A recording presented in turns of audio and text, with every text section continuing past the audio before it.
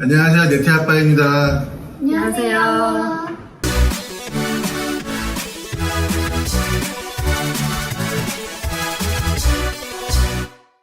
오늘은 어제 말했듯이 세무사님 만나러 왔거든요. 네. 이쪽은 이제 저희 법인 기장을 해주고 계신 위노텍스 회계법인의 김소미 회계사님입니다. 인사주세요. 네, 안녕하세요. 김성혜계사입니다. 여기는 이제 저희 직원인데 제 다마고치예요. 제 다마고치 9호 현재 1호부터 8호까지 많았는데 9호인 중국에서 유학하고 있는 대학생 셀러. 박희원이라고 합니다. 안녕하세요. 회계법인은 어디예요? 설명을 좀 해주세요. 저희 사무실은 판교역에 있는 위노텍스 세무회계라는 사무실이고요. 저희는 사업하시는 분들 세무 기장하고 세금 신고 도와드리고 있습니다. 구매 대행 사업뿐만 아니라 이 기장이라는 것과 세금에 대한 것은 대부분 세무사님들이나 회계사님들이 많이 도와주고 있는데 엄청 중요한 부분이죠. 그래서 마침 구매 대행 요번에 바뀌었죠? 코드가. 그래갖고 마침 기회다 하고 제가 찾아왔어요. 우선 저랑 이 회계사님은 1년째 지금 같이 사업을 하고 있고 저희는 사업 시작할 때 그냥 먼저 기장을 해버리고 시작했어요. 그래서 처음에 저 초보 때부터 절 키워주신 분 중 하나죠.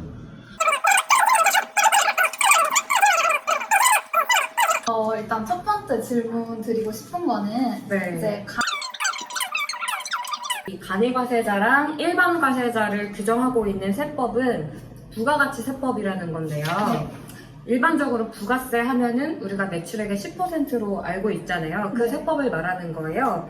근데 여기서 간이과세자라는 용어를 둔 이유는 매출액이 일정 규모, 그러니까 세법에서 정하는 일정 규모의 매출액 미만인 사업자는 이제 영세한 소규모 사업자다라고 해서 일반 과세자가 납부하는, 그러니까 보통 이제 매출액의 10%를 납부하는 거에서 한 10%에서 30% 수준으로 적게 납부할 수 있게끔 그렇게 해주는 제도인데요. 네네.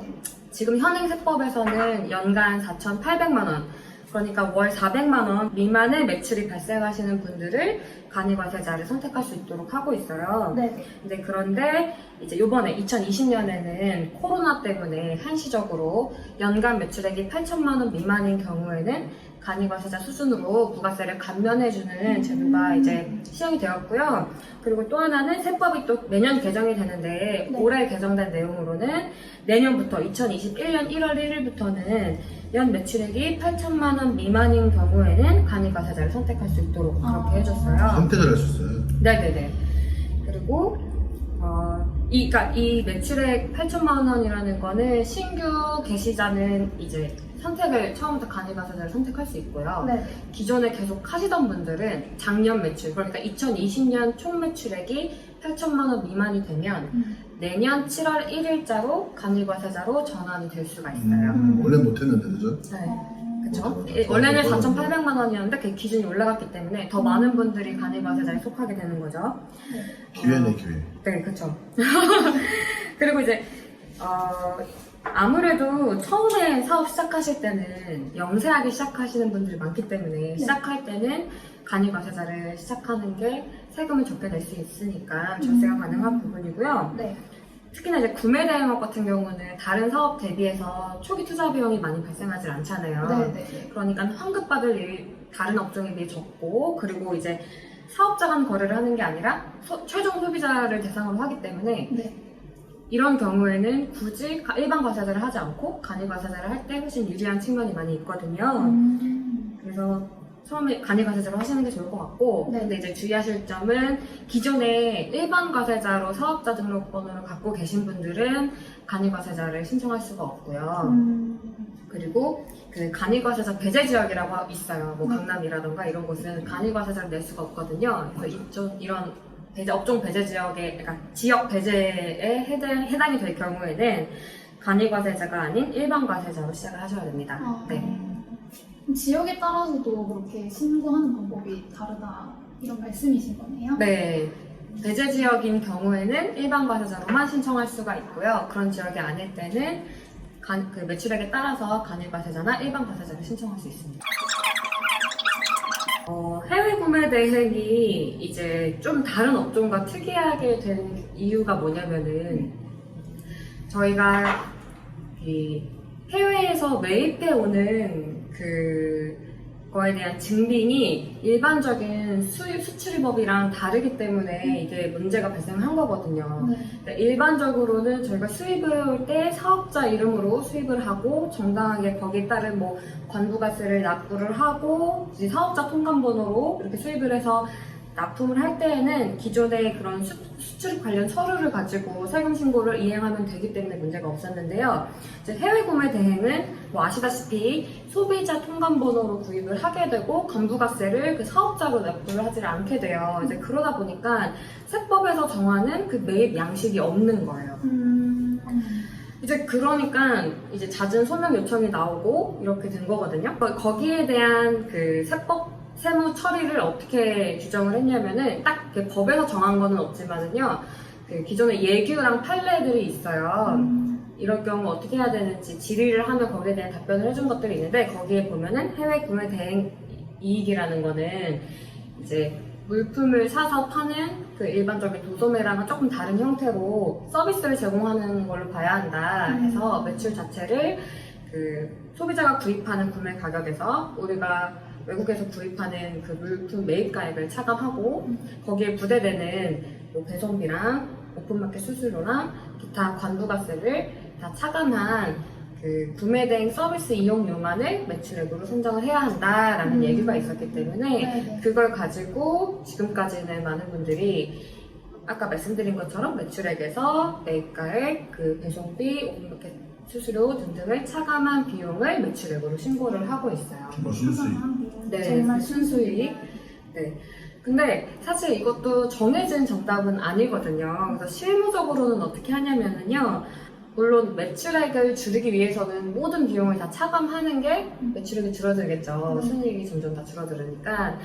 근데 실무적으로는 좀 배송비나 다른 물품 매입가액이나 뭐 오픈마켓 수수료 중에 세금계산서 같은 것들이 발행이 돼서 적격증빙이 발행되는 것들은 저희가 그냥 매출액에서 차감하지 않고 매입 비용에서 차감하고 신고를 하는 경우도 있습니다. 네, 근데 그거는 정해진 방법은 아니고 이제 사업하시는 분들 그 상황에 맞게끔 저희가 조절을 해서 신고를 하고 있습니다. 자, 그러면 다음 질문 드려볼게요. 네. 네. 한 사업자 번호로 다른 사업과 병행을 해도 전혀 문제가 되지는 않습니다. 이제 기본적으로 그 세법에서 정하는 사업자 등록 번호라는 거는요, 네. 사업장별로, 그러니까 사업장 주소지별로 그 사업자 등록번호를 발급받을 수가 있어요. 주소장별로. 네네. 그래서 만약에 한 사업장에서 내가 여러 가지 사업을 한다면 거기에 업종을 추가해서 다 사업을 영위를 해도 상관이 없는 거거든요. 그렇기 때문에 한 가지 사업자로 다른 사업 병행하는 거는 전혀 문제가 되지 않는데 이제 실무적으로 어떤 문제가 있냐면 그 다른 업종들은 일반적으로 고객이 결제하는 그 금액이 매출액이 되고 그의 부수적인 다른 우리가 지출하는 비용은 다 매입으로 보는 건데 네. 구매 대행은 조금 전에 말씀드린 것처럼 매출액 자체가 순이익 개념이 매출액이 되잖아요. 네네. 그러다 보니까 다른 업종하고 병행하실 때에는 구매 대행 이익을 잘 이제 구분을 해서 신고를 하시는 게 좋겠죠. 그리고 또 만약에 간이과세자를 유지를 하고 싶다고 하시면은 아무래도 그 매출액이 적으려면 구매대행 업만 하셔야 되는데 네. 만약에 내가 사업자를 별개로 구분을 했다고 하더라도 다른 쪽에서 일반과세자가 돼버리면 이 모든 업종이 다 일반과세자로 전환이 되거든요. 네, 그러니까 뭐 그런 거 구분하시지 마시고 네. 실제 사업장이 어딘지, 실제로 사업장이 사업을 어딘지. 하는 사업장이 어딘지 거기에 따라서 왜 한 사업장에서는 여러 사업자 번호를 등록할 수가 없거든요. 네. 네. 업종은 여러 개로 할 수 있는데 할 수 있습니다. 네. 사업자는 한 주소지에는 사업자는 여러 개를 등록을 하면 안 된다. 그 그쵸. 말씀이시죠? 네. 그러니까 쉽게 말하면 해도 되는데 구분하기가 힘들어서 구분 잘할 자신이 있으면 해도 된다. 다음 질문 넘어가 볼게요. 네네네. 이게 제일 이제 핫포인트. 많은 분들이 물어보십니다. 우선 한 개인이 사업 사업자를 몇 개까지 낼 수 있냐라는 질문에는요, 사업자 등록 개수에 제한은 없습니다. 아까 문제는- 말씀드린 것처럼 사업장이 다르다면 별도로 사업자 등록번호를 발급을 받아야 되는 건데요. 이제 평상시에 제일 흔한 업종 중에 하나가 이제 음식점이잖아요. 그러면 음식점 사업하시는 분들 보면은 크게 하시는 분들은 여러 지점 내시잖아요. 네, 뭐 역별로 있는 경우도 있고, 그러면은 그 각 장소마다 그 음식점 장소 무슨 지점마다 각각의 사업자 번호를 내시거든요. 네. 근데 다 대표자는 한 사람 이름으로 이제 여러 개를 낼 수 있는 거거든요. 그래서 사업장이 다르기만 하면 뭐 사업자를 많이 낼 수 있는 거고요. 그리고 말씀드린 것처럼 동종의 사업 형태를 많이 내도 문제가 되지 않느냐? 당연히 문제가 되지 않습니다. 네. 근데 좀 업종이 다르기 때문에 좀 고려는 해봐야 될 것 같아요. 왜냐하면 음식점이라는 거는 뭐 제가 대표를 하면서 이제 다른 각각의 장소, 여러 장소가 필요로 하는 업종이잖아요. 근데 저희 구매대행은 사실 별도의 사업장이 굳이 필요로 하지 않는 업종이거든요. 그죠. 근데 만약에 본인이 이제 사업을 키워서 다 본인 명의로 본인 대표로 여러 개의 사업장을 두고 그 안에서 각각 직원을 두고 이제 크게 사업을 하신다고 하면은 뭐 현실적으로 있을 수도 있겠죠. 네. 여러 곳에서 여러 사업장에서 거기에 이제 근로자를 다 채용을 해가지고 네. 이제 사업을 키운다고 하시는 그런 분들은 가능하겠죠. 마지막으로 법인 사업자와 개인 사업자는 무슨 차이가 있나요? 이거는요. 법인이라는 거는요.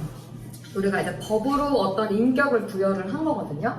사실 실체는 없죠. 보이는 실체는 없지만 법인이라는 인격체를 이제 부여를 해서 이제 그러면 우리 사람에 대해서 주민번호가 나오듯이 네. 법인 등록번호가 이제 부과가 되고요. 그럼 그 법인에 대해서 또 똑같이 개인이 그 세금 신고 의무가 있듯이 법인에게도 똑같이 세금 신고 의무가 있고 하거든요. 많이 궁금해하시는 게 그걸 거예요. 법인으로 했을 때랑 개인 사업자를 했을 때 뭐가 세금 절세에 유리한가 이게 네. 궁금하신 거겠죠. 네. 그래서 첫 번째는 이제 세율이 달라요. 그래서 법인세율은 10%부터 22%까지 이제 정해져 있고요. 그리고 개인 종합소득세율은 6%부터 최대 42%까지인데 이제 내년에 또 개정이 되면 45%까지 나온다고 하는데 세율이 아무래도 소득이 많아지면 많아질수록 개인 사업자는 그 소득세율이 높아지기 때문에 네네. 그때 이제 법인 전환을 많이 고려를 하시고요.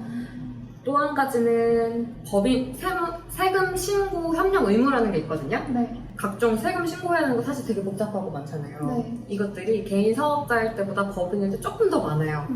그래서 이런 게 조금 복잡한 것들이 개인 사업자랑 법인 사업자랑 조금 다르고요. 또 하나는 구매대행업 입장에서는 법인 사업자를 하시면 일반과세자로밖에 할 수가 없어요. 네, 간이과세자가 불가능하기 때문에 구매대행 하시는 분들은 개인 사업자로 하시는 게 유리할 것 같고요.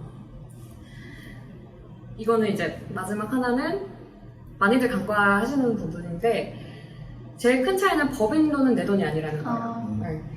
이게 이제 사업하시면 단순하게 뭐 세율이 낮으니까 법인으로 하는 게 유리하지 않냐 이렇게 오해하시는 분들이 계신데 아까 말씀드린 것처럼 세금 신고 협력 의무도 많고요. 이렇기 때문에 관리 비용이 일단 많이 들어가요. 아무래도 거기에 시간과 비용을 써야 될 테니까요. 그렇기도 한데 법인에서 벌어들인 소득에 대해서 뭐 10%에서 22%까지 법인세를 내고 나면 그 돈이 내 돈이 아니라 정말 그 법인이라는 그 형태의 돈이거든요. 네. 거기서 제가 자유롭게 그 돈을 제가 쓰고 싶다면 급여나 배당을 받아와야 돼요. 그럼 그때 다시 근로소득세나 배당소득세를 다시 내야 되거든요. 그것까지 생각하면 사실 법인으로 운영하는 게 꼭 절세가 되는 건 아니에요. 근데 그럼에도 불구하고 법인으로 하시는 분들은 어떤 분들이냐면 이제 소득세가 너무 높아가지고 소득세를 부담하는 게 좀 부담스러워서 법인이 더 절세가 되는 경우도 있고요. 또 하나는 이제 대출이나 그 다른 주주들한테 투자를 받아서 사업을 좀 키우는 형태일 때는 법인이 유리할 것 같아요.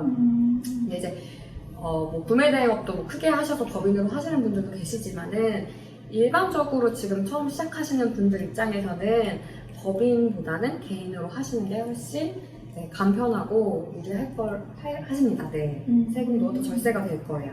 근데 법인 만드는 거 막 도와주고 하시잖아요. 저희 도와주는 것처럼. 그렇죠.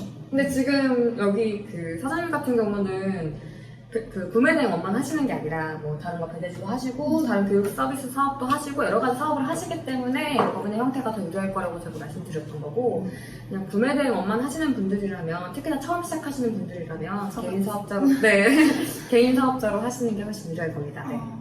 그냥 다음 질문으로 넘어가 볼게요. 네.